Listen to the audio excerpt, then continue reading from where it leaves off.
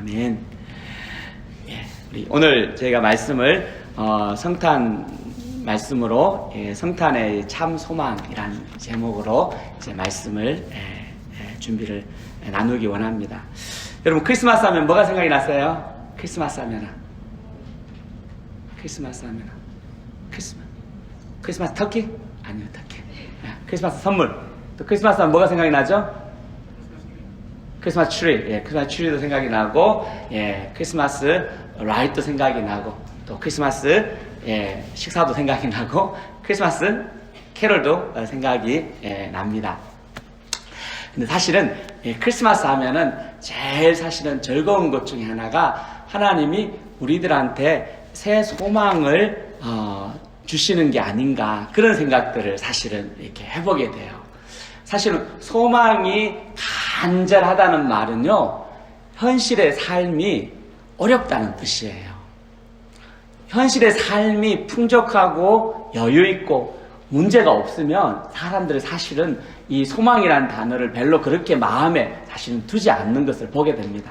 그러나 오늘을 살아가는 것이 말할 수 없이 쉽지 않을 때 우리 마음에 이 마음을 하나님께서 주시는 것을 보게 됩니다. 특별히 지금 성탄의 계절을 생각을 하면서 하나님께서 성탄의 참된 의미가 어디에 있을까? 왜 하나님이 성탄을 우리들에게 허락하셨을까를 좀 생각을 한번 해보게 됩니다. 오늘 특별히 이사야서 우리가 말씀을 나누는데, 여러분 이사야라는 선지자를 혹시 아시나요?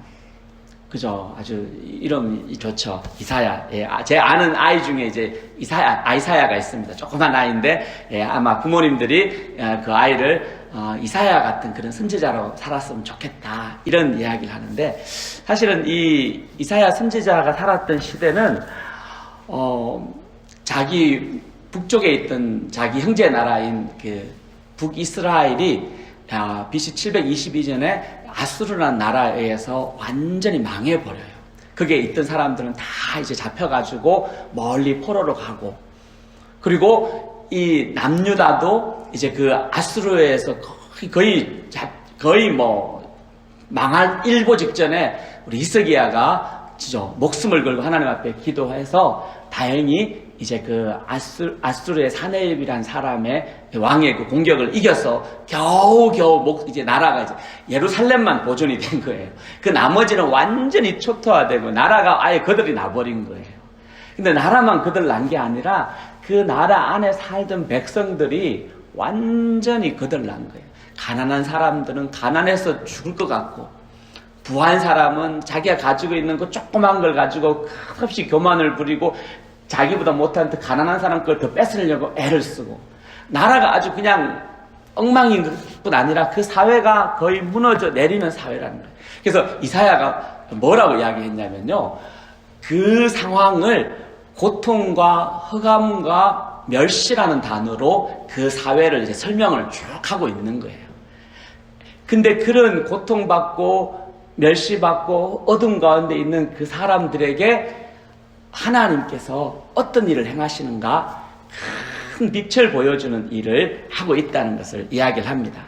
근데 이 말씀이요, 비록 예수님 오시기 700년 전에 600년 전에 사실은 이사야가 기록된 이 말씀이지만, 사실은 오늘 우리가 살아가는 시대와도 사실은 그렇게 별반 다르지 않는 메시지를 주고 있는 것을 발견을 하게 됩니다. 여러분, 사실은 작년에 우리가 엄청 기대를 많이 했어요. 여러분 아시나요? 작년에 이제 백신 나온다. 이제 우리는 코로나 끝에서 이제 더 이상 노멀 코로나다. 그래서 백신 빨리 맞아야지. 그 정상으로 빨리, 여러분 그런 기대 안 했나요? 애들은 이제 학교 가겠다.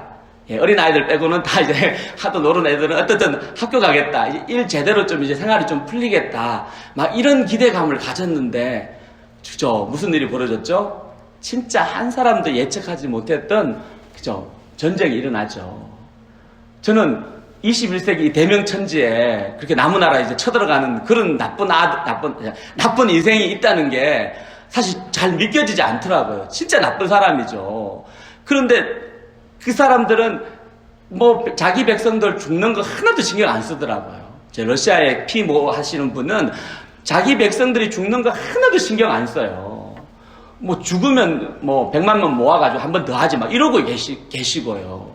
그러면서부터 조금 살아났던 경기는 끊임없이 이제 꼬르박질하고 그 영향으로 다시 수많은 사람들이 경제적인 어려움을 당하고 한국이나 미국이나 연끌해가지고 딱 집을 샀던 사람들은 이자율이 급격하게 이제 올라가므로 사람들 제정신이 아니고 있던 집들도 다시 다 이제 팔게 되고 또 수많은 사람들이 여러분 우리는 뭐 IT업에 별로 안 하지만 지난달과 이번 달 거의 한 2달 사이에 IT 쪽에 일했던 사람들 무수하게 사실은 레이오프를 지금 되고 있어요. 그렇게 큰 빅텍들이 레이오프를 하면요, 그 밑에 있는 작은 회사들은요, 사실은 신문에 안 나오지, 안 봐도 비디오인 거예요. 수많은 사람들이 이제 그런 어려움들을 당하게 되는 거예요. 학생들은 이런 불확실한 미래가 더 사실은 와닿죠. 그죠? 여러분 내일 모레 졸업해야 되는데, 졸업해가지고, 직장 구하는 게 옛날에도 어려웠지만, 앞으로도 더 쉽다는 이야기는 거의 없어요. 뭐 직장 재수, 삼수가 기본으로 되어보는 이상한 사회에 저희들이 살아가고 있는 것을 보게 됩니다. 이 절망적인 시대에 하나님께서 이사야 선지자를 통해서 남유다 백성들에게, 남아있는 그 백성들에게 뭘 주신다? 소망을 주신다는 거예요. 오늘 이 말씀을 통해서 이 땅에 하나님께서 주시는 소망이 무엇인지, 이 말씀을 통해서 우리들이 가져야 될 소망이 무엇인지를 한번 발견하고 나누기를 원합니다. 우리 6절을 한번 보십시오. 6절 같이 한번 읽어보겠습니다. 시작. 이는 한 아기가 우리에게 낳고 한 아들을 우리에게 주신 바 되었는데 그의 어깨에는 정사를 메었고 그의 이름은 기묘자라 모사라 전능하신 하나님이라 영존하시는 아버지라 평강의 왕이라 할 것임이라. 하나님께서는 이사야 선지자를 통해서 가장 어둠과 절망 가운데 살고 있던 그 시대 사람들한테 나라는 거들났고 백성들은 먹을 것이 없어서 굶어 죽고 있고 진짜 한치 앞을 바라볼 수 없는 소망 없는 그 땅에 사는 사람들에게 한 아기를 보내주시겠다고 약속을 하시는 거예요. 한 아기를 보내주시겠다고 약속을 하시는 거예요. 근데 이 한 아기, 한 아들이라고 표현되어 있는 이 아이가 이스라엘 백성들의 참 소망으로 온다는 거예요. 사실은 믿겨지기 어렵죠. 어떻게 한 아이가 오는데 그 아이가 이스라엘의 빛이고 소망이 될 수 있을까? 근데 오늘 본문에서는요, 그 아이가 오긴 오는데 그 아이의 어깨에는 뭐가 있냐면요, 정사를 메고 있다는 거예요. 이 정사가 사실은 이 가버먼트거든요. 그 통치를 말하는, 그걸 말하는 거예요. 비록 겉으로는 한 어린 아이의 모습으로 오는 어떤 한 사람이 있는데 그 한 사람이 그 어깨에는 어린 아이의 지금 진짜 피덩이처럼 세상에 왔지만 그 본체는 온 세상을 통치하는 그 권세를 가지고 있는 사람이라고 이야기를 하고 있는 거예요. 세상의 왕의 권세, 통치권의 권세를 가지고 있어서 누구든지 수고하고 무거운 짐진 영혼들을 사실은 그분께로 초청하고 인도하는 역사를 하신다는 것을 말하는 거예요. 우리가 살아가면서 여러분 하루하루의 삶이 기쁘고 즐겁고 감사 충만하면 좋은데 실제로는 사실은요, 우리의 이 땅의 삶이 하루하루가 수고가 있고 눈물이 있고 애씀이 있는 거예요. 근데 문제는 뭐냐면 그 수고하고 애씀에 사실은 쉴 수 있는 룸이 없는 거예요. 오늘 살고 내일 쉬어야 되는데 쉴 수가 없는 거예요. 날마다 수고하고 애쓰지만 결국은 쉼 없이 살다가 그 인생을 마무리하는 것이 우리들의 삶인 것을 보게 됩니다. 그런데 그러한 인생에게 하늘과 땅의 권세를 가지신 분이, 온 세상을 통치하시는 분이 오셔서 그 두려움과 염려와 걱정의 짐을 가득 지고 있는 그 짐진 사람을 초청하는 거예요. 왜? 예수 그리스도의 어깨에 있는, 이분 어깨에 있는 그 권세로 그들의 짐을 다 테이크 어웨이 하는 거예요. 세상 임금들은 자신의 짐을 자기 백성에게 엎어 씌워요. 그래서 세금을 거두고요, 군대에 보내고요, 자기 원하는 일들을 시키는 거예요. 그런데 오히려 이 새로 오실 하나님께서 약속하신 그 어린 아이로 오시는 그분은요, 오히려 세상 사람들의 어깨에 있는 그 짐을 테이크 어웨이 하는 거예요. 나한테 주라고 하는 거예요.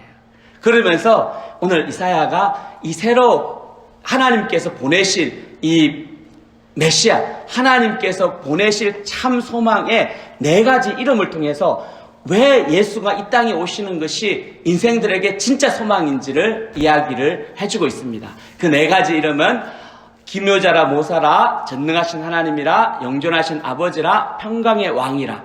자, 이거 첫 번째부터 한 번씩 볼게요. 첫 번째 하나님께서 이사야를 통해서 주신 한 아기의 이름은요, 기묘자라 모사라. 우리말로는 이렇게 기한 모사 이런 뜻이거든요. 근데 원래 이게 이 단어가 한 단어예요. 원더풀 카운셀러라는 뜻이에요. 새로 한 아이로 오시는 그 메시아의 이름이에요. 원더풀 카운셀러. 여러분, 카운셀링이 뭔지 아시죠?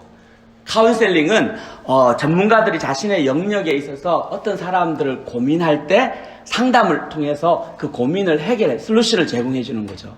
지금 한국에서 제일 유명한 혹시 상담가 누군지 아시나요?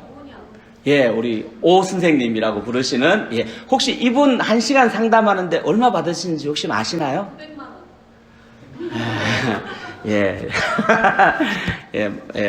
혹시 받아보셨나요? 네. 너무 좋아요. 예, 너무 좋아하시는 분인데, 여러분, 일반적으로 전문가라고 말하는 분 상담을 받기도 힘들지만, 어떤 분이 그러더라고요. 아마 그건 좀, 지금 아니고요. 아마 몇 년 전에 초창기에 막 뜨고 있을 때, 자기가 그 상담을 좀 받고 싶은데, 일단은 시간당, 제일 싼 게 56만 원이라고. 그때 시간당 제일 싼 게 우리 돈으로 하면 500불 좀 되는 거예요. 그런데 그것도 자리를 구할 수 없어요. 그래서 자기 아는 지인들 20명을 동원해가지고 전화를 걸었대요. 전화를 걸어가지고 겨우 돼가지고 했는데, 그래서 그 돈을 주고 그 상담을 받았는데, 그 상담 받은 사람이 돈이 하나도 안 아깝다는 거예요. 돈이 하나도 안 아깝다는 거예요. 왜냐면은 자기가 그렇게 고민하고 갈등하고 어려워하는 문제를 그 카운셀러가 도와줬기 때문에. 유명한 강아지 트레이너도 있어요. 이분은 한번 강아지를 트레이닝 하는데, 2번 트레이닝 하는데 300만 원 받는다고. 내가 사실 이거 잘못됐나 내가 눈을 후벼봤어요. 혹시 내가 잘못 봤나 했는데, 사람보다 더 비싸네. 그랬는데, 잘못 본 건 아니고 패키지로 2번 1:1 카운셀링 하는데 그렇게 요구를 한다고 합니다. 이렇게 비싼 돈을 주고도 사람들이 그것을 받는 거예요. 여러분, 그 문제를 해결한다면 돈이 둘째 문제라는 거예요. 저도 비슷한 경우가 한 번 있었어요.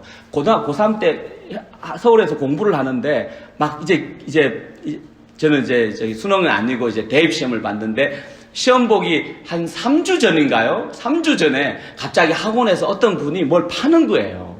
뭘 파는지 가만히 보니까는, 문제집을 파는 거예요. 근데 엄청나게 비싸게 파는 거예요. 지나가다가, 왜 이렇게 비싸게 파냐, 궁금하잖아요. 물어보니까는 그분이 이 문제지 안에 시험에 나올 확률이 엄청나게 높은 예상 문제가 들어있다. 이거 풀면 자기는 앨리스트 지금 있는 점수에서 10점 이상은 반드시 오를 거다. 아주 그냥 확신을 하고 이야기를 하더라고요. 공부 잘하는 사람들은 300점 맞는 사람들은 전혀 고민 없죠. 그런데 저희 같이 막 중간에서 왔다 갔다 하시는 분들은 만약에 점수를 조금만 더 올릴 수 있다면, 내가 내일 밥을 안 먹더라도 그걸 진짜 사고 싶더라고요. 그걸 사가지고 공부를 해서 점수를 올리고 진짜 간절하더라고요. 왜냐하면은 아무리 해도 점수가 안 오르니까. 근데 칼리지는 가야 되고 점수는 안 오르고 하니까 누가 이렇게 이거 읽으면 반드시 점수 오른다. 그분이 그렇게 말을 하는 거죠. 광고죠. 근데 개런티는 안 되지만 우리 같이 급한 사람한테는 그게 혹 하더라고요. 그만큼 사실은 누군가의 도움을 받는 인생이 도움을 필요로 하는 사람들이 많다는 거예요.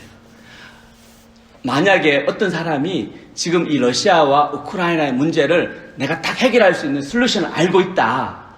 만약에 이렇게 말하는 어떤 사람이 있고 그게 진짜 그런 게 있다고 하면은 그 사람에게 돈을 100억씩 1000억씩 주는 게 뭐가 아깝겠어요. 만약에 지금 당장 전쟁을 끝마칠 수 있는 그런 솔루션, 그런 아이디어가 있다면 그게 사실은 우리가 작은 문제처럼 보이지만요, 사실 어떤 문제를 해결하는 것에는 엄청난 사실은 에너지가 필요하고 힘이 필요하고 그게 필요한 사람들한테는 절실한 문제라는 거예요.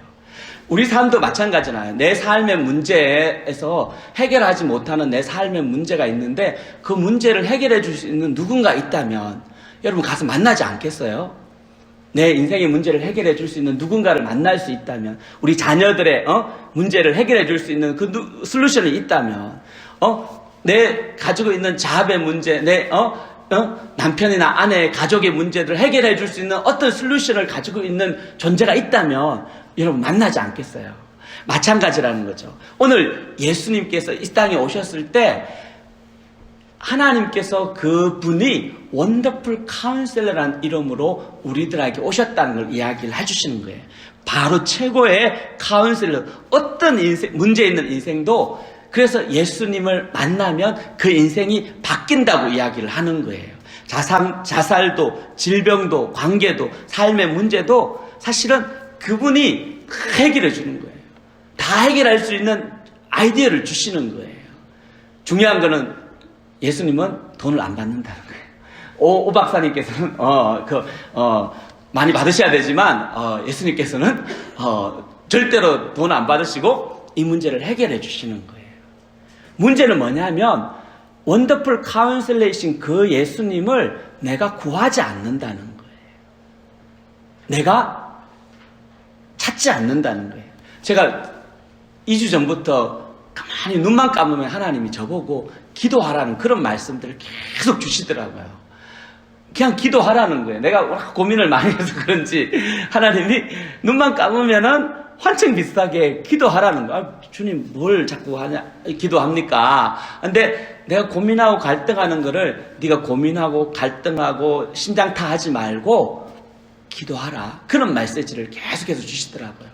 사실은 새로 이제 1년이 지나고 이제 새로 이제 한 해가 바뀌면서 하나님께서 우리 공동체를 어떻게 인도하실까 사실은 모르겠어요. 하여튼 저는 이제 책임이 있으니까는 고민을 하게 되더라고요. 어떻게 하면 우리 공동체에 오시는 분들이 여러분들이 진짜 행복하고 복된 신앙생활을 할 수 있을까? 어떻게 하면 좀 더 성장할 수 있고 좀 더 잘할 수 있고 진짜 예수 믿는 것이 막 힘들어서 끌려가듯이 신앙생활 하는 게 아니고 진짜 예수 믿는 것이 진짜 감사하다, 복되다, 너무너무 좋다. 어떻게 이렇게 할 수 있을까? 끊임없이 사실은 저는 고민을 하거든요.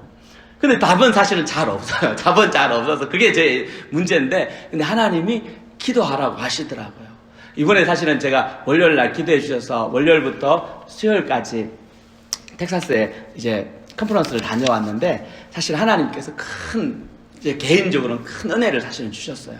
특별히 이제 비행기를 타고 이제 바로 가는 비행기가 없어서 좀 이제 건너서 좀 제일 싼 걸로 이제 가다 보니까 건너서 하여튼 비행기를 오랜 시간 타고 이제 가는 그 걸음에 하나님께서 비행기 안에서 기도할 때 하나님이 참으로 놀라운 은혜를 베풀어 주시더라고요. 내가 고민하고 갈등하고 내가 염려하던 그런 것에 대한 아이디어를 주시더라고요. 여러분, 하나님이 기도하라고 하실 때는 말씀해 주시겠다는 그것을 가지고 있거든요. 우리가 잘 아는 야고보서 1장 5절에 같이 한번 읽어볼게요. 우리 학생들은 좀 큰 소리를 읽어봅시다. 시작. 너희 중에 누구든지 지혜가 부족하거든 모든 사람에게 후히 주시고 꾸짖지 아니하신 하나님께 구하라. 그리하면 그죠? 구하라. 그리하면 주신다는 거예요. 무엇을? 지혜를 주신다는 거예요. 근데 누구든지예요.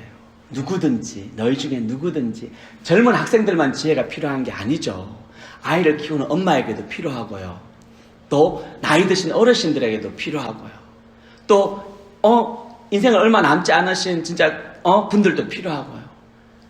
아이들을 가르치는 선생님들도 필요하고요. 모두가 사실은 필요한 게 이 지혜인 것입니다. 근데 이 지혜는 하나님이 구하는 자에게 주신다고 약속을 하셨어요. 문제는 뭐냐면 내가 그 지혜를 구하지 않는 거예요. 내가 구하지 않고 내 힘으로 해보려고 애를 많이 쓰다가 넘어지는 거예요. 하나님께 지혜를 안 구하고 그죠? 구글 해가지고, 구글에서 지혜를 구하죠. 구글에서 내 인생 어떻게 살아갈까? 구글에서, 그죠? 구글링 해가지고 답을 찾아가는 거. 그것도 나쁜 건 아니라고 생각해요. 저는 개인적으로 그것도 도움이 필요한 사람한 도움이지만 사실은 그것과 비교할 수 없는 온전한 지혜를 주시는 하나님께, 지혜의 원천이신 이 하나님께 구하면 우리가 고민하고 갈등하고 어려워하는 그 문제에 대한 솔루션을 우리 하나님께서 주신다고 약속하시는 거예요. 예수님이 이 땅에 오셔서 그걸 보여주신 거예요. 하나님의 방법인 거예요. 사람의 방법은요, 무슨 진짜 왕 같은 사람이 와가지고 어떻게 정리를 하고 해결하는데, 하나님의 방법은요, 사람이 전혀 예측하지 못하는 그런 방법으로 오셨다는 거예요. 이 땅에 원더풀 카운셀러로 예수님이 오셨어요. 그러면 여러분, 그것이 우리에게 소망이 되는 거예요. 두 번째는 이 한 아기로 오신 분이 전능하신 하나님이라고 설명을 하고 있습니다. 전능한 마이리 갓. 여러분, 우리가 성탄절 생각하면 맨날 쉽게 생각하는 게 뭐냐면 구유에 베이비가 앉아 있는 거 늘 이제 그 생각하죠, 그죠? 구유에 이제 베이비가 탁 앉아 있거나 아니면 마리아 엄마가 탁 품고 있는 이제 베이비를 생각하는데, 사실 그게 성탄전에 참 파플러한 모습인데, 그렇죠. 그런데 오늘 이사야는 그렇게 연약한 한 아기로 오셨던 그분의 실체가 사실은 전능하신 하나님이라는 거예요. 겉모습만 보고 판단하면 안 된다는 거예요. 겉모습은 아기의 모습이지만 그분의 실체는 전능하신 하나님. 여기서 말하는 전능하시다는 말은요, 창조주 하나님이라는 뜻이거든요. 하늘과 땅을 만드시고요, 이스라엘 백성들을 400년 그 노예 생활에서 해방시키시고, 홍해의 길을 가르시고, 광야에서 진짜 물 한 방울 나지 않는 곳에 물을 주고, 진짜 먹을 거 하나도 없는 그 땅에서 40년 동안 하늘의 문을 여셔서 만나로 먹여주시고 채워주시는 분이에요. 아브라함을 갈대오르에서 불러서 진짜 자식 한 명 없는 그 사람에게 복의 근원으로 삼아주시고, 진짜 집에서 존재감 제로인 다윗을 진짜 이스라엘의 목자로 삼아주신 그 하나님이거든요. 그 전능하신 그 하나님이 바로 한 아기로 오신 그분이라는 거예요. 한 아기로 오신 예수가 사실 전능하신 하나님이라는 이야기를 해주고 있는 거예요. 이것이 왜 중요하냐면요, 우리가 예수를 믿고 예수를 따르고 예수와 함께 할 때 이 전능하신 그 하나님이 나와 함께 하신다는 거예요.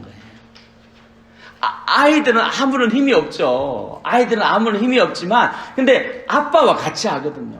아빠가 아이들 뒤에서 물건 옮길 때, 그죠? 도와준다고, 은결이가 도와준다고 막 하죠. 짐 옮길 때. 전혀 도움 안 되죠. 그런데 뒤에서 아빠가, 그 짐을 같이 들어주는 거죠. 자기 생각에는 자기가 했다고 하지만, 실제로는, 그죠? 우리 인생도 마찬가지라는 거예요. 전능하신 하나님이 내 뒤에서 나를 붙잡아주고 계시는 거예요. 인생의 마지막 순간까지 넘어지지 않도록 보이진 않아요. 잡히지도 않아요. 그러나 하나님은 그 전능하신 하나님이 우리와 함께 하시겠다고 이야기하시고, 그것이 곧 임마누엘이 되는 거죠. 로마서 8장 37절하고 39절을 보면요, 같이 한번 읽어볼게요. 로마서 8장 37절 39절 시작. 그러나 이 모든 일에 우리를 사랑하신 이로 말미암아 우리가 넉넉히 이기느니라. 내가 확신하노니 사망이나 생명이나 천사들이나 권세자들이나 장래일이나 능력이나 높음이나 깊음이나 다른 어떤 피조물이라도 우리를 우리 주 그리스도 예수 안에 있는 하나님의 사랑에서 끊을 수 없느니라. 전능하신 하나님이 함께 하시면요, 우리가 넉넉히 이기는 삶을 살아간다는 거예요. 전쟁에서 이기는 것뿐 아니라요, 날마다 일상의 생활에서요, 우리가 자녀들을 키우면서요, 남편을 진짜 믿지 않는 남편 한 사람 붙들고 어떻게든 좀 변화시켜 보려고 애를 쓰는 그 가정에서도요, 아이들 변화되지 않아서 막 애를 진짜 속이 타죠. 근데 그 속이 타는 그 마음에도 포기하지 않고 끝까지 승리할 수 있는 힘을 거기에 주는 거예요. 사실은 예수님 믿고 신앙생활을 하고 학교에서 또 공부하는 것이 사실 그렇게 녹록하지가 않아요. 그럼에도 불구하고 우리가 이 전능하신 하나님이 내 하나님이고 내 믿는 하나님이라면 그분 안에서 하나님이 우리에게 넉넉히 이기는 힘을 주신다는 거예요. 넉넉히 이기는 거예요. 여러분, 포기하지 않으면요, 진짜 내 믿음을 놓지 않으면 반드시 승리하는 줄을 믿으시기 바랍니다. 세 번째는 영원하신 하나님, everlasting Father라고 기록을 하고 있습니다. 이 한 아기로 오셨지만요, 이분은 영원히 계시는 영원하신 아버지라고 이야기를 해요. 사실은 우리들은 아버지 하면은 좋은 기억이 있는 분도 있지만 사실 아버지 하면 또 나쁜 기억이 있는 분들도 계셔요. 그러니까 성경적으로 이 아버지가 누군지를 잘 알아야 돼요. 누구를 우리가 아버지라고 하냐면요, 나에게 생명을 주신 분, 그분을 아버지라고 하잖아요.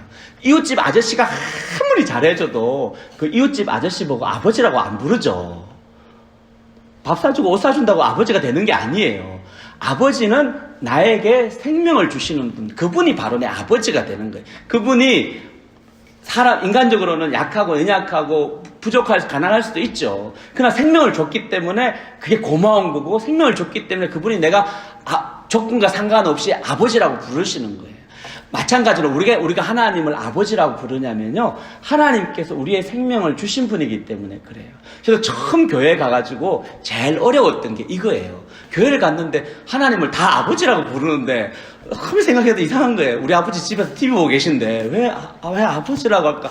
그래서 제가 얼마 동안은 하나님 아버지라는 말이 입에 사실 안 나오더라고요, 진짜로. 그래서 그냥 가서 그냥 하나님하고 그냥 머리 끄덕끄덕하고 나왔다가 나중에 이 아버지의 개념을 아니까는, 그래서 하나님을 아버지라고 부르는구나. 생명을 우리 아버지 어머니를 통해서 피지컬리 생물학적 바이올로지컬한 생명은 왔지만 내 영적인 생명은 하나님으로부터 왔구나. 그 모든 것을 주관하시는 분이 하나님이신 것을 깨달으니까는 하나님이 아버지라는 것을 알겠더라고요. 이도 아버지는요, 공급자라는 뜻을 가지고 있는 거예요. 고대 시대에 가장 연약하고 약한 사람이 고아와 가부라고 하는 이유가 뭐냐면요, 왜 고아를 약하다고 하냐면 그 고아에게 공급해줄 아버지가 없기 때문에 그런 거거든요. 그러니까 아버지가 있으면 아버지는 자기는 굶을지언정, 그죠? 자기는 못 먹을지언정 아들은 먹이고 입히는 게 그게 아버지의 마음이거든요. 그래서 아버지가 공급자가 되는 거예요. 그리고 이 아버지는 고대 시대에 그 가정을 보호하고 지키는 역할을 하는 거예요. 영존하시는 아버지라 하나님이 이 땅에 오신 메시아가 우리의 영원한 아버지가 된다는 거예요. 그리고 비록 한 아기의 연약한 모습으로 왔지만 그 연약한 모습으로 오신 그분이 사실은 우리의 생명을 주고 우리를 지켜주시고 우리의 필요한 모든 것들을 공급해 주시는 바로 영원히 함께 계시는 아버지라고 이야기를 하시는 거예요. 사실 예수님이 이 땅에 살면서 많은 멸시와 고난을 사실은 받으셨어요.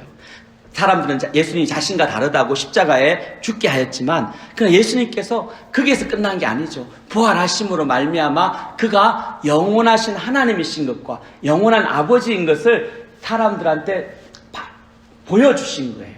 여러분, 예수님을, 하나님을 내 아버지로 삼는 사람은요, 그래서 어디를 가든지 내가 그 하나님의 자녀의 삶을 살 수 있는 거예요. 요한복음 1장 12절에, 그죠? 영접하는 자, 곧 그 이름을 믿는 자에게는 뭘 주신다? 그죠? 하나님의 자녀가 되는 권세를 주시는 거예요. 권세 중에 권세는요, 이 권세예요. 하나님의 자녀. 왜 우리가 전도하려고 했어요? 그냥 좋게 살다가 그냥 잘 가시라고 하면 되지. 그런데 그렇게 전도하려고 애를 쓰는 이유는 이 예수를 믿으면 하나님의 자녀가 되는 권세가 있기 때문에 그런 거예요. 그래서 끝까지 포기하지 않고 예수를 전하는 이유가 여기에 있습니다. 나도 마찬가지라는 거, 우리도 마찬가지라는 거죠. 여러분, 하나님의 자녀가 되면, 여러분, 돈 있는 사람 자녀가 돼도 막 어깨 딱 펴죠. 재벌집 아들만 돼도, 그죠? 재벌집 아들이 아니고, 재벌집 손자만 돼도 어깨를 펴고 살더라고요. 자기가 한 거 하나도 없는데도. 그런데 하물며 하늘과 땅의 모든 권세를 가지고 계신 하나님의 자녀가 되면 그 권세는 영원한 권세예요. 하나님이 책임져 주는 인생이. 이게 자녀가 되는 거를 권세라고 이야기를 해요. 왜? 자녀가 되면 아버지의 유산을 물려받는 있는 거예요. 딴 사람 안 주는데 자녀한테 주는 거예요. 하나님의 나라를 누구한테 주냐면요, 하나님의 자녀들한테 주는 거예요. 교회 다닌다고 하늘나라를 유산으로 받는 게 아니에요. 여러분 아셔야 돼요. 하나님의 나라를 유산으로 받으려면요, 그분의 아들이 되고 그분의 딸이 되고 그의 자녀가 돼야 되는 거예요. 그러면 자동적으로 하나님의 나라가 그 자녀한테 탁 내려가는 거예요. 아무도 그거를 터치할 수 없는 권세인 것을 보게 됩니다. 여러분, 이 하나님의 자녀가 되는 그 영원하신 아버지가 바로 이 땅에 오신 예수 그리스도, 마지막으로 하나님께서 새로 이 땅에 오신 그분의 이름이 평강의 왕, 평강의 왕, The Prince of Peace. 한 아기로 오실 분은 우리에게 주시는 평강의 왕이라고 이야기합니다. 우리 삶의 가장 큰 문제가 사실 내 안에 뭐가 없다? 피스가 없는 거예요.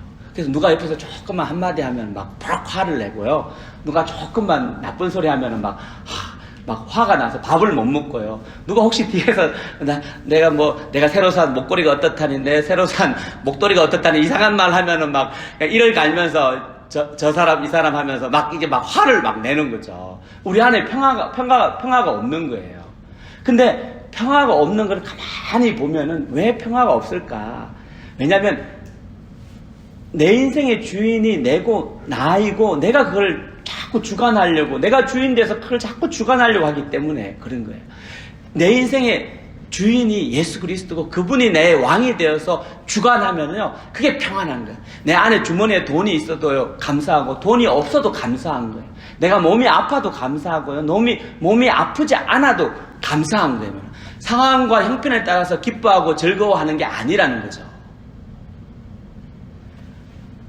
내 안에 예수가, 왕이신 예수님이 딱 있으면, 시험 봐서 A 맞아도 감사하고요. 혹시 시험 조금 못 봐가지고, B를 맞아도 감사하고요. 시험 조금 못 봐서, B 마이너를 맞아도, 더 안 합니다. 감사한 거예요. 왜냐하면 그게 중요한 문제가 아닌 거죠.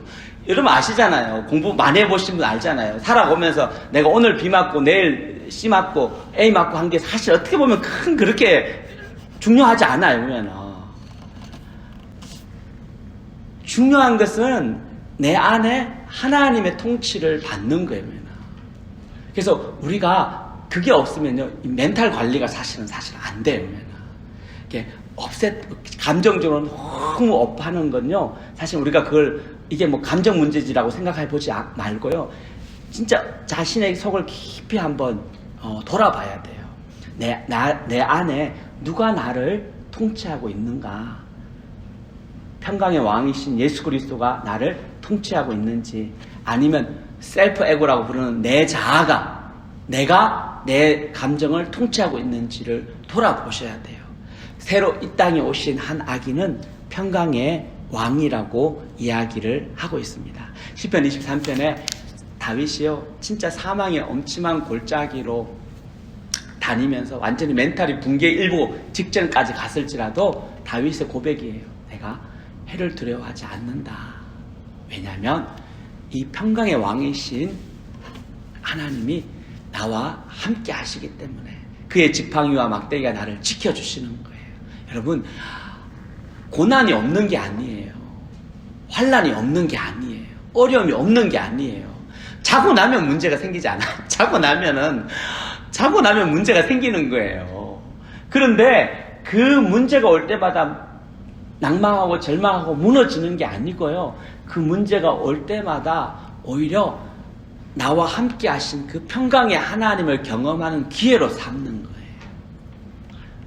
많은 도전들이 2022년도에 우리에게 있었다고 생각을 해요. 그리고 지금도 있다고 생각을 해요. 2023년도에는 없을까요? 아니에요. 똑같은 문제들이 우리를 끊임없이 챌린지하고 올 거예요. 그러나 사실은 다른 외적인 문제로 답이 있는 것이 아니라 평강의 왕이신 예수가 나를 붙들어 줄 때, 그때 우리가 승리할 수 있는 것을 발견합니다. 이 7절에 보면요, 이 이야기를 하고 뭐라고 이사야가 결론을 짓냐면요,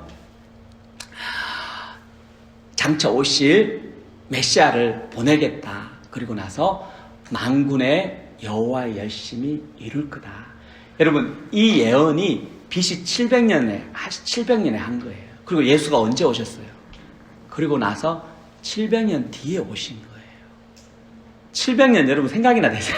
70년도 아니고 7년도 아니고 7달도 끝이 안 보이는 생각하는데, 하나님의 열심은요, 우리가 생각하는 열심과 다른 거예요.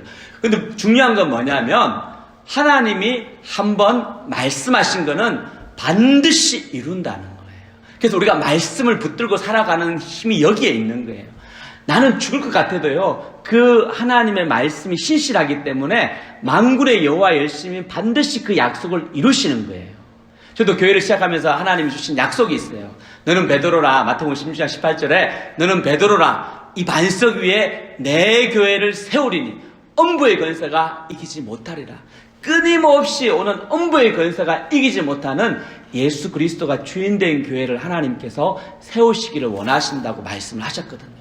리빙스톤이 그 꿈을 가지고 지금도 살아가고 있는 거예요. 엄부의 권세가 이기지 못하는 예수님이 주인되는 공동체, 그게 저희의 꿈이고요. 비록 작지만, 연약하지만 여전히 지금도 많은 문제들이 사실 있지만, 근데 하나님의 열심히, 만군의 여호와 열심히 그 일을 이루시는 거예요. 여러분, 2022년을 마치고 2023년도를 준비하는 이 과정에 여러분 한번 이 하나님께서 우리에게 주신 이 은혜를 한번 돌아보기를 원합니다. 우리 이 시간 같이 좀 기도하기 원합니다. 하나님께서 이사야 선지자에게 가장 절망적인 시대에 소망의 빛으로 이제 약속하신 메시아를 보내시겠다고 약속을 하셨어요.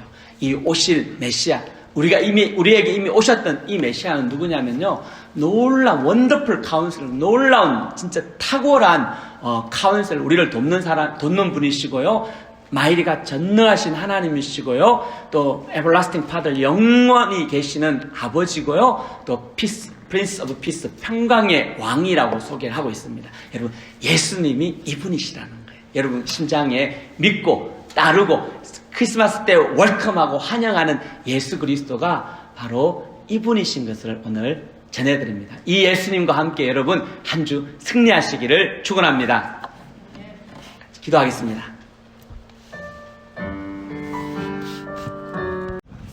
아멘. 우리 오늘 저희가 말씀을 성탄 말씀으로 성탄의 참 소망이라는 제목으로 이제 말씀을 준비를 나누기 원합니다. 여러분, 크리스마스 하면 뭐가 생각이 났어요? 크리스마스 하면 크리스마스 터키? 아니요, 터키. 크리스마스 선물. 또 크리스마스 하면 뭐가 생각이 나죠? 크리스마스 트리. 크리스마스 트리도 생각이 나고, 크리스마스 라이트도 생각이 나고, 또 크리스마스 식사도 생각이 나고, 크리스마스 캐럴도 생각이 납니다. 근데 사실은 크리스마스 하면은 제일 사실은 즐거운 것 중에 하나가 하나님이 우리들한테 새 소망을 주시는 게 아닌가, 그런 생각들을 사실은 이렇게 해보게 돼요. 사실은 소망이 간절하다는 말은요, 현실의 삶이 어렵다는 뜻이에요. 현실의 삶이 풍족하고 여유있고 문제가 없으면 사람들이 사실은 이 소망이라는 단어를 별로 그렇게 마음에 사실은 두지 않는 것을 보게 됩니다. 그러나 오늘 살아가는 것이 말할 수 없이 쉽지 않을 때 우리 마음에 이 마음을 하나님께서 주시는 것을 보게 됩니다. 특별히 지금 성탄의 계절을 생각을 하면서 하나님께서 성탄의 참된 의미가 어디에 있을까? 왜 하나님이 성탄을 우리들에게 허락하셨을까를 좀 생각을 한번 해보게 됩니다. 오늘 특별히 이사야서 우리가 말씀을 나누는데, 여러분 이사야라는 선지자를 혹시 아시나요? 그죠? 아주 이름이 좋죠. 이사야. 제 아는 아이 중에 이제 아이사야가 있습니다. 조그만 아이인데, 아마 부모님들이 그 아이를 이사야 같은 그런 선지자로 살았으면 좋겠다, 이런 이야기를 하는데, 사실은 이 이사야 선지자가 살았던 시대는 자기 북쪽에 있던 자기 형제 나라인 그 북이스라엘이 BC 722년에 아수르라는 나라에 의해서 완전히 망해버려요. 거기에 있던 사람들은 다 이제 잡혀가지고 멀리 포로로 가고, 그리고 이 남유다도 이제 그 아수르에서 거의 뭐 망할 일보 직전에 우리 히스기야가 목숨을 걸고 하나님 앞에 기도해서 다행히 이제 그 아수르의 사네립이란 사람의 왕의 그 공격을 이겨서 겨우겨우 이제 나라가 이제 예루살렘만 보존이 된 거예요. 그 나머지는 완전히 초토화되고 나라가 아예 거들이 나버린 거예요. 근데 나라만 거들 난 게 아니라 그 나라 안에 살던 백성들이 완전히 거들 난 거예요. 가난한 사람들은 가난해서 죽을 것 같고, 부한 사람은 자기가 가지고 있는 그 조그만 걸 가지고 끝없이 교만을 부리고 자기보다 못한 더 가난한 사람 걸 더 뺏으려고 애를 쓰고, 나라가 아주 그냥 엉망인 뿐 아니라 그 사회가 거의 무너져 내리는 사회라는 거예요. 그래서 이사야가 뭐라고 이야기했냐면요, 그 상황을 고통과 흑암과 멸시라는 단어로 그 사회를 이제 설명을 쭉 하고 있는 거예요. 근데 그런 고통받고 멸시받고 어둠 가운데 있는 그 사람들에게 하나님께서 어떤 일을 행하시는가, 큰 빛을 보여주는 일을 하고 있다는 것을 이야기를 합니다. 근데 이 말씀이요, 비록 예수님 오시기 700년 전에, 600년 전에 사실은 이사야가 기록된 이 말씀이지만, 사실은 오늘 우리가 살아가는 시대와도 사실은 그렇게 별반 다르지 않는 메시지를 주고 있는 것을 발견을 하게 됩니다.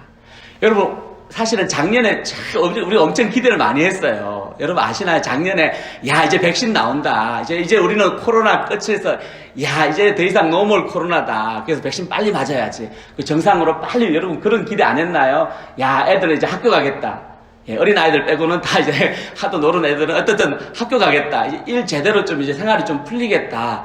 막 이런 기대감을 가졌는데 주저 무슨 일이 벌어졌죠? 진짜 한 사람도 예측하지 못했던 그죠? 전쟁이 일어나죠.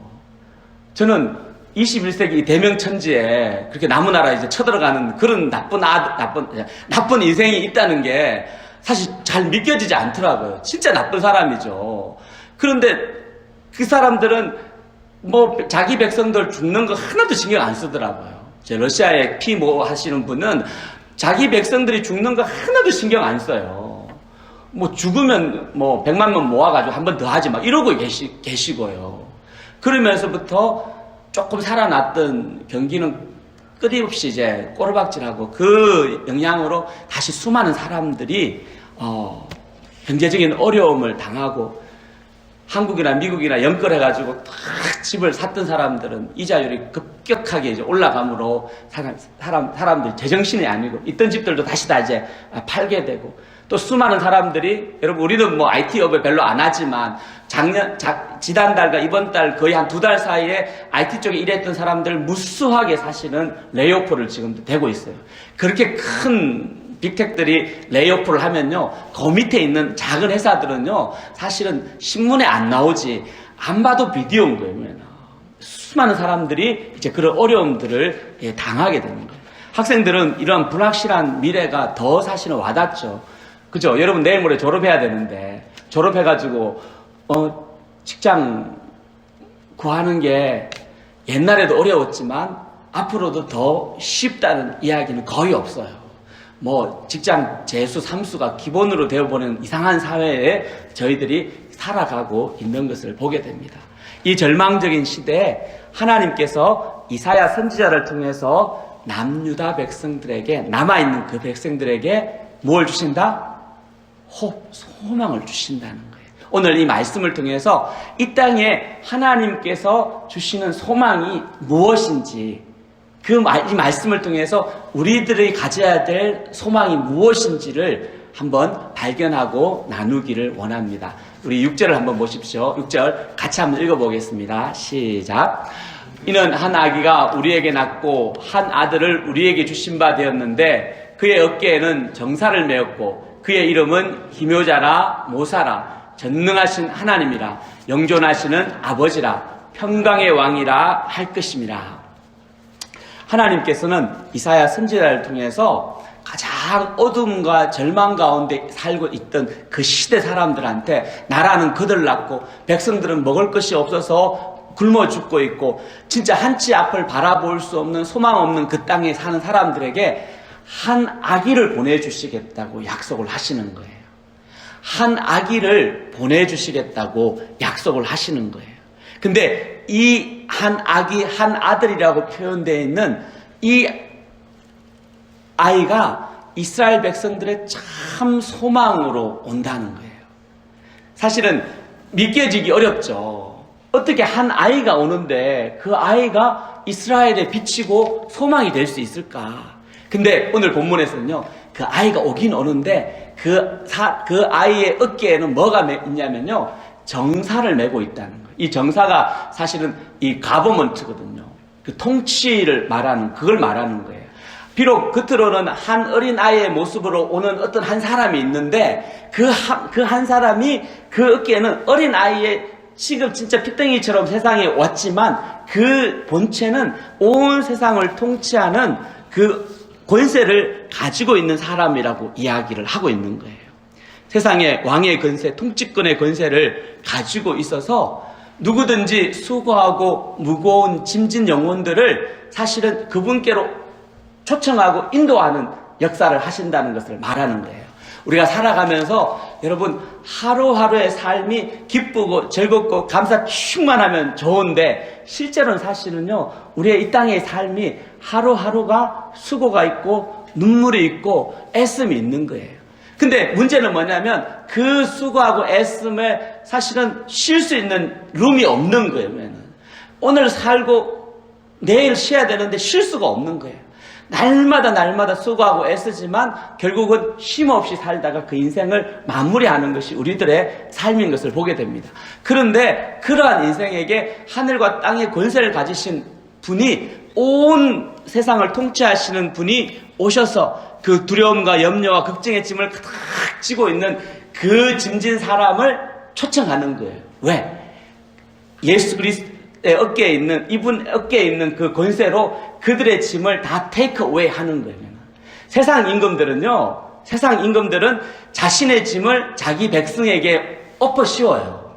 그래서 세금을 거두고요, 군대에 보내고요, 자기 원하는 일들을 시키는 거예요. 그런데 오히려 이 새로 오실 하나님께서 약속하신 그 어린 아이로 오시는 그분은요, 오히려 세상 사람들의 어깨에 있는 그 짐을 테이크 어웨이 하는 거예요. 나한테 주라고 하는 거예요. 그러면서 오늘 이사야가 이 새로 하나님께서 보내실 이 메시아, 하나님께서 보내실 참 소망의 4가지 이름을 통해서 왜 예수가 이 땅에 오시는 것이 인생들에게 진짜 소망인지를 이야기를 해주고 있습니다. 그 4가지 이름은 기묘자라 모사라, 전능하신 하나님이라, 영존하신 아버지라, 평강의 왕이라. 자, 이거 첫 번째부터 한 번씩 볼게요. 첫 번째, 하나님께서 이사야를 통해서 주신 한 아기의 이름은요, 기묘자라 모사라. 우리말로는 이렇게 기한 모사, 이런 뜻이거든요. 근데 원래 이 단어가 한 단어예요. 원더풀 카운셀러라는 뜻이에요. 새로 한 아이로 오시는 그 메시아의 이름이에요. 원더풀 카운셀러. 여러분, 카운셀링이 뭔지 아시죠? 카운셀링은 전문가들이 자신의 영역에 있어서 어떤 사람들을 고민할 때 상담을 통해서 그 고민을 해결해, 솔루션을 제공해 주는 거죠. 지금 한국에서 제일 유명한 혹시 상담가 누군지 아시나요? 예, 우리 오 선생님이라고 부르시는, 예, 혹시 이분 1시간 상담하는데 얼마 받으시는지 혹시 아시나요? 100만 원. 예. 혹시 받아보셨나요? 네. 너무 좋아요. 예, 너무 좋아하시는 분인데, 여러분, 일반적으로 전문가라고 말하는 분 상담을 받기도 힘들지만, 어떤 분이 그러더라고요. 아마 그건 좀, 지금 아니고요. 아마 몇 년 전에 초창기에 막 뜨고 있을 때, 자기가 그 상담을 좀 받고 싶은데, 일단은 시간당, 제일 싼 게 56만 원이라고. 그때 시간당 제일 싼 게 우리 돈으로 하면 500불 좀 되는 거예요. 그런데 그것도 자리를 구할 수 없어요. 그래서 자기 아는 지인들 20명을 동원해가지고 전화를 걸었대요. 전화를 걸어가지고 겨우 돼가지고 했는데, 그래서 그 돈을 주고 그 상담을 받았는데, 그 상담 받은 사람이 돈이 하나도 안 아깝다는 거예요. 돈이 하나도 안 아깝다는 거예요. 왜냐하면은 자기가 그렇게 고민하고 갈등하고 어려워하는 문제를 그 카운셀러가 도와줬기 때문에. 유명한 강아지 트레이너도 있어요. 이분은 한 번 강아지를 트레이닝 하는데, 예, 2번 트레이닝 하는데 300만 원 받는다고. 그런, 내가 사실 이거 잘못됐나 내가 눈을 후벼봤어요. 혹시 내가 잘못 봤나 했는데, 뭐 사람보다 더 비싸네. 그랬는데, 잘못 본 건 아니고 패키지로 2번 1대1 카운셀링 하는데 그렇게 요구를 한다고 합니다. 이렇게 비싼 돈을 주고도 사람들이 그것을 받는 거예요. 여러분, 그 문제를 해결한다면 돈이 둘째 문제라는 거예요. 저도 비슷한 경우가 한 번 있었어요. 고등학교 고3 때 서울에서 공부를 하는데 막 저는 저기 수능은 아니고 대입시험을 봤는데 시험 보기 한 3주 전인가요? 3주 전에 갑자기 학원에서 어떤 분이 뭘 파는 거예요. 뭘 파는지 가만히 보니까는 문제집을 파는 거예요. 근데 엄청나게 비싸게 파는 거예요. 아니 지나가다 뭐 왜 이렇게 비싸게 파냐 궁금하잖아요. 물어보니까는 그분이 탁 이 문제지 안에 시험에 나올 확률이 엄청나게 높은 예상 문제가 들어있다. 이거 풀면 자기는 앨리스트 지금 있는 점수에서 10점 이상은 반드시 오를 거다. 아주 그냥 확신을 하고 이야기를 하더라고요. 뭐 공부 잘하는 사람들은 뭐 300점 맞는 사람들은 전혀 고민 없죠. 그런데 저희 같이 막 중간에서 왔다 갔다 하시는 분들은 만약에 점수를 조금만 더 올릴 수 있다면 내가 내일 밥을 안 먹더라도 그걸 진짜 사고 싶더라고요. 그걸 사가지고 공부를 해서 점수를 올리고 진짜 간절하더라고요. 왜냐하면은 아무리 해도 점수가 안 오르니까. 근데 칼리지는 가야 되고 점수는 안 오르고 하니까 누가 이렇게 야 이거 읽으면 반드시 점수 오른다. 그분이 그렇게 말을 하는 거죠. 광고죠. 근데 뭐 개런티는 안 되지만 우리 같이 급한 사람한테는 그게 혹 하더라고요. 이게 그만큼 사실은 누군가의 도움을 받는 인생이 도움을 필요로 하는 사람들이 많다는 거예요. 만약에 어떤 사람이 지금 이 러시아와 우크라이나의 문제를 내가 딱 해결할 수 있는 솔루션을 알고 있다. 만약에 이렇게 말하는 어떤 사람이 그게 진짜 그런 게 있다고 하면은 그 사람에게 돈을 100억씩 1000억씩 주는 게 뭐가 아깝겠어요. 만약에 지금 당장 전쟁을 끝마칠 수 있는 그런 솔루션, 그런 아이디어가 있다면 그게 사실은 우리가 작은 문제처럼 보이지만요, 사실은 어떤 문제를 해결하는 것에는 엄청난 사실은 에너지가 필요하고 힘이 필요하고 그게 필요한 사람들한테는 절실한 문제라는 거예요. 우리 삶도 마찬가지잖아요. 내 삶의 문제에서 해결하지 못하는 내 삶의 문제가 있는데 그 문제를 해결해 줄 수 있는 누군가 있다면 여러분 가서 만나지 않겠어요? 내 인생의 문제를 해결해 줄 수 있는 누군가를 만날 수 있다면, 우리 자녀들의 문제를 해결해 줄 수 있는 그 솔루션이 있다면, 내 가지고 있는 자합의 문제, 내 남편이나 아내의 가족의 문제를 해결해 줄 수 있는 어떤 솔루션을 가지고 있는 존재가 있다면 여러분 만나지 않겠어요?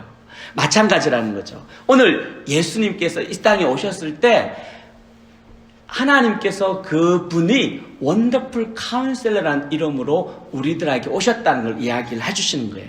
바로 최고의 카운셀러. 어떤 문제 있는 인생도 그래서 예수님을 만나면 그 인생이 바뀐다고 이야기를 하는 거예요. 자살도, 질병도, 관계도, 삶의 문제도 사실은 그분이 해결해 주는 거예요.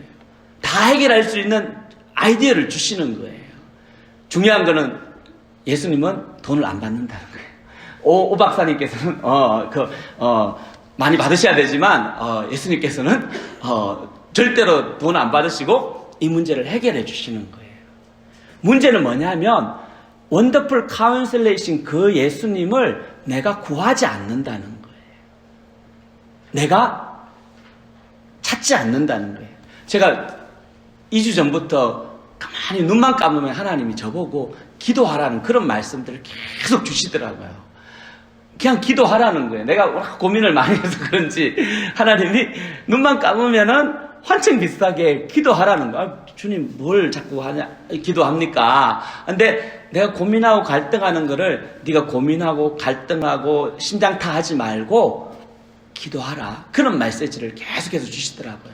사실은 새로 이제 1년이 지나고 이제 새로 이제 한 해가 바뀌면서 하나님께서 우리 공동체를 어떻게 인도하실까 사실은 모르겠어요. 하여튼 저는 이제 책임이 있으니까는 고민을 하게 되더라고요. 어떻게 하면 우리 공동체에 오시는 분들이 여러분들이 진짜 행복하고 진짜 행복하고 복된 신앙생활을 할 수 있을까? 어떻게 하면 좀 더 성장할 수 있고 좀 더 잘할 수 있고 진짜 예수 믿는 것이 막 힘들어서 끌려가듯이 신앙생활 하는 게 아니고 진짜 예수 믿는 것이 진짜 감사하다, 복되다, 너무너무 좋다. 어떻게 이렇게 할 수 있을까? 끊임없이 사실은 저는 고민을 하거든요.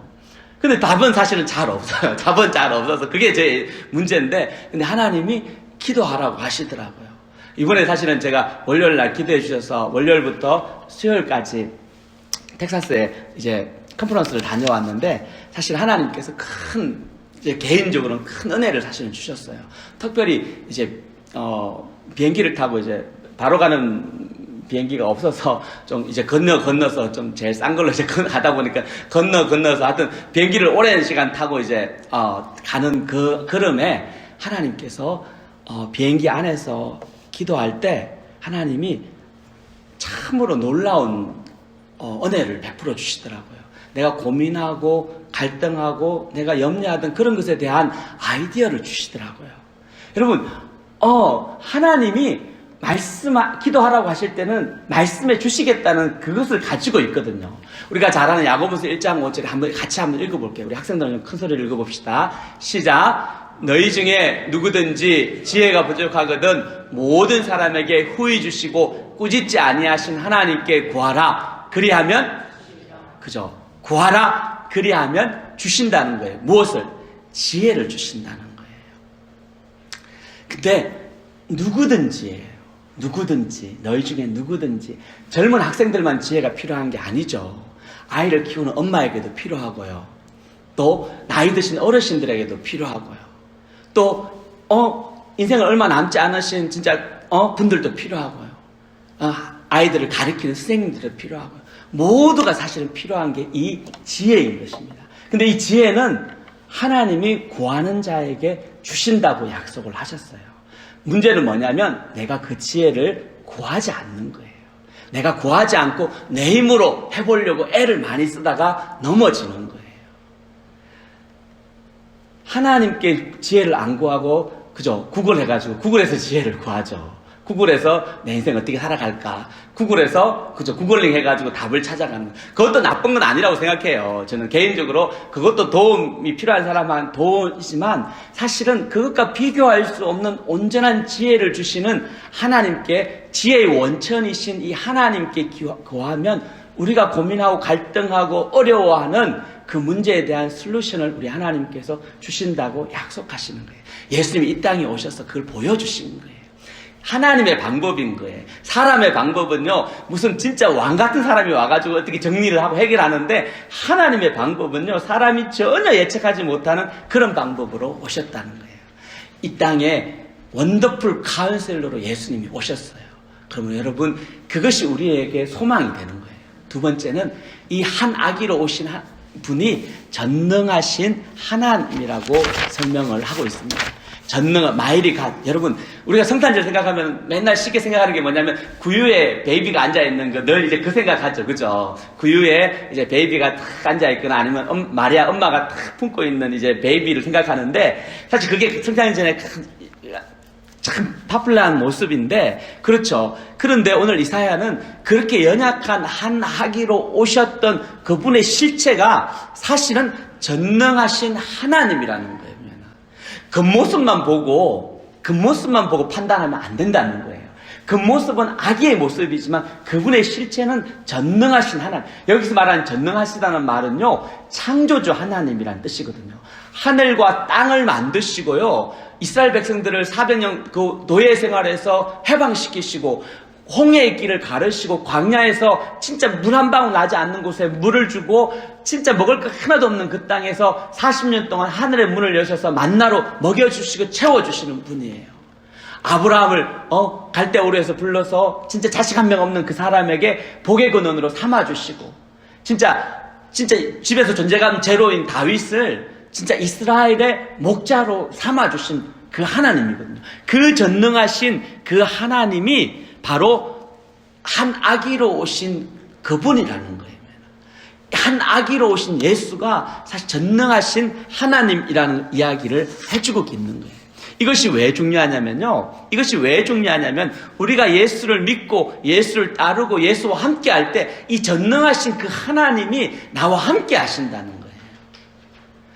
아이들은 아무런 힘이 없죠. 아이들은 아무런 힘이 없지만 근데 아빠와 같이 하거든요. 아빠가 아이들 뒤에서 물건 옮길 때 그저 도와준다고 은결이가 도와준다고 막 하죠. 짐 옮길 때 전혀 도움 안 되죠. 그런데 뒤에서 아빠가 그 짐을 같이 들어주는 거죠. 자기 생각에는 자기가 했다고 하지만 실제로는 그죠. 우리 인생도 마찬가지라는 거예요. 전능하신 하나님이 내 뒤에서 나를 붙잡아주고 계시는 거예요. 인생의 마지막 순간까지 넘어지지 않도록 보이진 않아요. 잡히지도 않아요. 그러나 하나님은 그 전능하신 하나님이 우리와 함께 하시겠다고 이야기하시고 그것이 곧 임마누엘이 되는 거죠. 로마서 8장 37절하고 39절을 보면요. 같이 한번 읽어볼게요. 로마서 8장 37절 39절 시작. 그러나 이 모든 일에 우리를 사랑하신 이로 말미암아 우리가 넉넉히 이기느니라. 내가 확신하노니 사망이나 생명이나 천사들이나 권세자들이나 장래일이나 능력이나 높음이나 깊음이나 다른 어떤 피조물이라도 우리를 우리 주 그리스도 예수 안에 있는 하나님의 사랑에서 끊을 수 없느니라. 전능하신 하나님이 함께 하시면요 우리가 넉넉히 이기는 삶을 살아간다는 거예요.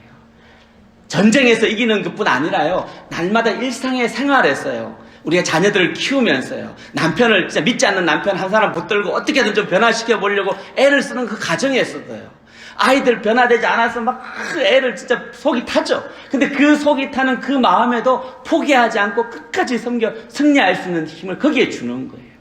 사실은 예수님 믿고 신앙생활을 하고 학교에서 또 공부하는 것이 사실 그렇게 녹록하지가 않아요.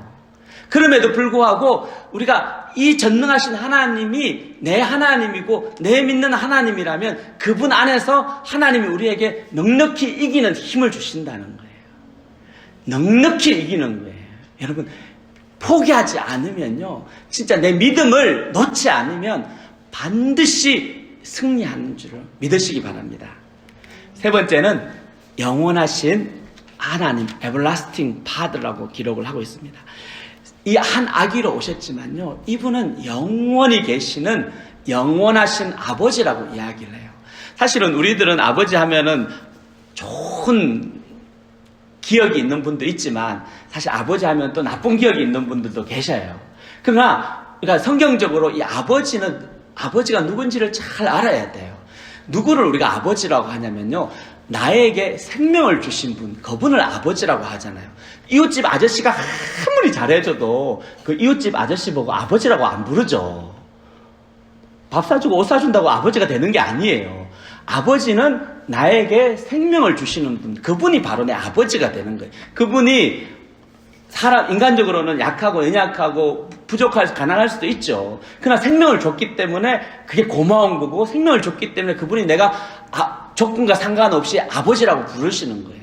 마찬가지로 우리가 하나님을 아버지라고 부르냐면요 하나님께서 우리의 생명을 주신 분이기 때문에 그래요. 그래서 처음 교회에 가가지고 제일 어려웠던 게 이거예요. 교회를 갔는데 하나님을 다 아버지라고 부르는데 아무리 생각해도 이상한 거예요. 우리 아버지 집에서 TV 보고 계신데 왜 아버지라고 할까? 그래서 제가 얼마 동안은 하나님 아버지라는 말이 입에 사실 안 나오더라고요. 진짜로. 그래서 그냥 가서 그냥 하나님하고 그냥 머리 끄덕끄덕하고 나왔다가 나중에 이 아버지의 개념을 아니까는 그래서 하나님을 아버지라고 부르는구나. 생명을 우리 아버지 어머니를 통해서 피지컬리 생물학적 바이올로지컬한 생명은 왔지만 내 영적인 생명은 하나님으로부터 왔구나. 그 모든 것을 주관하시는 분이 하나님이신 것을 깨달으니까는 하나님이 아버지라는 것을 알겠더라고요. 이도 아버지는요 공급자라는 뜻을 가지고 있는 거예요. 고대 시대에 가장 연약하고 약한 사람이 고아와 가부라고 하는 이유가 뭐냐면요. 왜 고아를 약하다고 하냐면 그 고아에게 공급해줄 아버지가 없기 때문에 그런 거거든요. 그러니까 아버지가 있으면 아버지는 자기는 굶을지언정, 그죠? 자기는 못 먹을지언정, 아들은 먹이고 입히는 게 그게 아버지의 마음이거든요. 그래서 아버지가 공급자가 되는 거예요. 그리고 이 아버지는 고대시대에 그 가정을 보호하고 지키는 역할을 하는 거예요. 영존하시는 아버지라 하나님이 이 땅에 오신 메시아가 우리의 영원한 아버지가 된다는 거예요. 그리고 비록 한 아기의 연약한 모습으로 왔지만 그 연약한 모습으로 오신 그분이 사실은 우리의 생명을 주고 우리를 지켜주시고 우리의 필요한 모든 것들을 공급해 주시는 바로 영원히 함께 계시는 아버지라고 이야기를 하시는 거예요. 사실 예수님이 이 땅에 살면서 많은 멸시와 고난을 사실은 받으셨어요. 사람들은 예수님이 자신과 다르다고 십자가에 죽게 하였지만 그러나 예수님께서 거기에서 끝난 게 아니죠. 부활하심으로 말미암아 그가 영원하신 하나님이신 것과 영원한 아버지인 것을 사람들한테 보여주신 거예요. 여러분, 예수님을, 하나님을 내 아버지로 삼는 사람은요, 그래서 어디를 가든지 내가 그 하나님의 자녀의 삶을 살 수 있는 거예요. 요한복음 1장 12절에, 그죠? 영접하는 자, 곧 그 이름을 믿는 자에게는 뭘 주신다? 그죠? 하나님의 자녀가 되는 권세를 주시는 거예요. 권세 중에 권세는요, 이 권세예요. 하나님의 자녀. 왜 우리가 전도하려고 했어요? 그냥 좋게 살다가 그냥 뭐 잘 가시라고 하면 되지. 그런데 그렇게 전도하려고 애를 쓰는 이유는 이 예수를 믿으면 하나님의 자녀가 되는 권세가 있기 때문에 그런 거예요. 그래서 끝까지 포기하지 않고 예수를 전하는 이유가 여기에 있습니다. 나도 마찬가지라는 거예요. 우리도 마찬가지라는 거죠. 여러분, 하나님의 자녀가 되면, 여러분, 돈 있는 사람 자녀가 돼도 막 어깨 딱 펴죠. 재벌집 아들만 돼도, 그죠? 재벌집 아들이 아니고, 재벌집 손자만 돼도 어깨를 펴고 살더라고요. 자기가 한 건 하나도 없는데도. 그런데 하물며, 하늘과 땅의 모든 권세를 가지고 계신 하나님의 자녀가 되면, 그 권세는 영원한 권세예요. 하나님이 책임져 주는 인생이. 이게 자녀가 되는 것을 권세라고 이야기를 해요. 왜? 자녀가 되면 아버지의 유산을 물려받는 있는 거예요. 딴 사람 안 주는데 자녀한테 주는 거예요. 하나님의 나라를 누구한테 주냐면요, 하나님의 자녀들한테 주는 거예요. 교회 다닌다고 하늘 나라를 유산으로 받는 게 아니에요. 여러분 아셔야 돼요. 하나님의 나라를 유산으로 받으려면요, 그분의 아들이 되고 그분의 딸이 되고 그의 자녀가 돼야 되는 거예요. 그러면 자동적으로 하나님의 나라가 그 자녀한테 탁 내려가는 거예요. 아무도 그거를 터치할 수 없는 권세인 것을 보게 됩니다. 여러분, 이 하나님의 자녀가 되는 그 영원하신 아버지가 바로 이 땅에 오신 예수 그리스도, 마지막으로 하나님께서 새로 이 땅에 오신 그분의 이름이 평강의 왕, The Prince of Peace. 한 아기로 오실 분은 우리에게 주시는 평강의 왕이라고 이야기합니다. 우리 삶의 가장 큰 문제가 사실 내 안에 뭐가 없다? 피스가 없는 거예요. 그래서 누가 옆에서 조금만 한마디 하면 막 버럭 화를 내고요. 누가 조금만 나쁜 소리 하면 막 화가 나서 밥을 못 먹고요. 누가 혹시 뒤에서 내가 새로 산 목걸이가 어떻다니, 내 새로 산 목도리가 어떻다니 이상한 말 하면은 막 이를 갈면서 저 사람 이 사람 하면서 이게 화를 내는 거죠. 우리 안에 평화가 없는 거예요. 근데 평화가 없는 걸 가만히 보면은 왜 평화가 없을까? 왜냐면 내 인생의 주인이 나이고 내가 그걸 자꾸 주관하려고, 내가 주인 돼서 그걸 자꾸 주관하려고 하기 때문에 그런 거예요. 내 인생의 주인이 예수 그리스도고 그분이 내 왕이 되어서 주관하면요, 그게 평안한 거예요. 내 안에 주머니에 돈이 있어도 감사하고 돈이 없어도 감사한 거예요. 내가 몸이 아파도 감사하고요, 몸이 아프지 않아도 감사한 거예요. 상황과 형편에 따라서 기뻐하고 즐거워하는 게 아니라는 거죠. 내 안에 예수가, 왕이신 예수님이 딱 있으면, 시험 봐서 A 맞아도 감사하고요. 혹시 시험 조금 못 봐가지고, B를 맞아도 감사하고요. 시험 조금 못 봐서, B 마이너를 맞아도, 더 안 합니다. 감사한 거예요. 왜냐하면 그게 중요한 문제가 아닌 거죠. 여러분 아시잖아요. 공부 많이 해보신 분 알잖아요. 살아오면서 내가 오늘 B 맞고 내일 C 맞고 A 맞고 한 게 사실 어떻게 보면 그렇게 중요하지 않아요. 보면은 중요한 것은 내 안에 하나님의 통치를 받는 거예요. 그래서 우리가 그게 없으면요, 멘탈 관리가 사실은 안 돼요. 이게 감정적으로 너무 업하는 건요, 사실 우리가 이게 감정 문제지라고 생각해 보지 말고요, 진짜 자신의 속을 깊이 한번 돌아봐야 돼요. 내 안에 누가 나를 통치하고 있는가? 평강의 왕이신 예수 그리스도가 나를 통치하고 있는지, 아니면 셀프 에고라고 부르는 내 자아가 내가 내 감정을 통치하고 있는지를 돌아보셔야 돼요. 새로 이 땅에 오신 한 아기는 평강의 왕이라고 이야기를 하고 있습니다. 시편 23편에 다윗이요, 진짜 사망의 엄침한 골짜기로 다니면서 완전히 멘탈이 붕괴 일부 직전까지 갔을지라도 다윗의 고백이에요. 내가 해를 두려워하지 않는다. 왜냐하면 이 평강의 왕이신 하나님이 나와 함께 하시기 때문에, 그의 지팡이와 막대기가 나를 지켜주시는 거예요. 여러분, 고난이 없는 게 아니에요. 환난이 없는 게 아니에요. 어려움이 없는 게 아니에요. 자고 나면 문제가 생기지 않아요. 자고 나면 문제가 생기는 거예요. 그런데 그 문제가 올 때마다 낭망하고 절망하고 무너지는 게 아니고요. 그 문제가 올 때마다 오히려 나와 함께 하신 그 평강의 하나님을 경험하는 기회로 삼는 거예요. 많은 도전들이 2022년도에 우리에게 있었다고 생각을 해요. 그리고 지금도 있다고 생각을 해요. 2023년도에는 없을까요? 아니에요. 똑같은 문제들이 우리를 끊임없이 챌린지하고 올 거예요. 그러나 사실은 다른 외적인 문제로 답이 있는 것이 아니라 평강의 왕이신 예수가 나를 붙들어줄 때, 그때 우리가 승리할 수 있는 것을 발견합니다. 이 7절에 보면요, 이 이야기를 하고 뭐라고 이사야가 결론을 짓냐면요, 장차 오실 메시아를 보내겠다. 그리고 나서 만군의 여호와의 열심히 이룰 거다.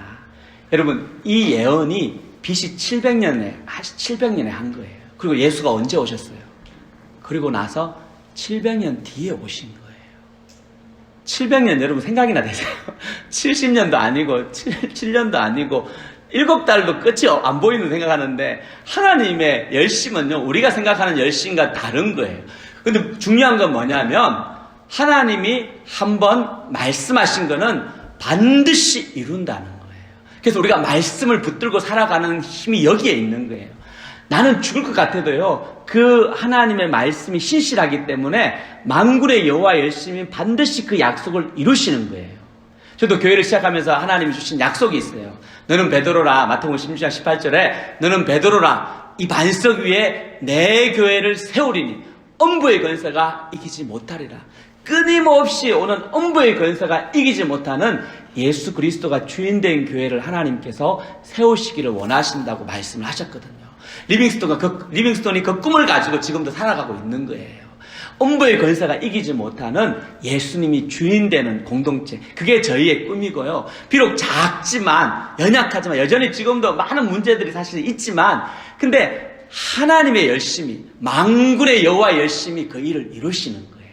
여러분, 2022년을 마치고 2023년도를 준비하는 이 과정에 여러분 한번 이 하나님께서 우리에게 주신 이 은혜를 한번 돌아보기를 원합니다.